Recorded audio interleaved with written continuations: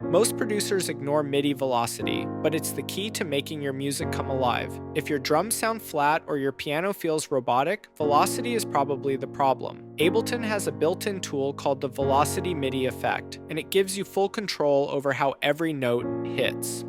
You can force all notes to play within a range using out low and out high. Set them to 80 and 127, and every hit comes out strong and consistent. You can randomize velocity with the random control so your grooves feel more human. Switch to clip mode if you want to keep every note inside a range, or gate mode if you want to block notes that are too soft.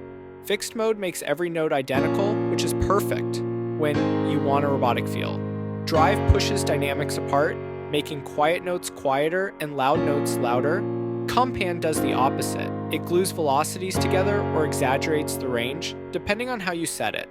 These controls don't just change volume, they shape how instruments respond. A softer hit on a piano sample doesn't just sound quieter, it triggers an entirely different timbre. That's why velocity is everything. Want to master velocity and all the other tools inside Ableton Live?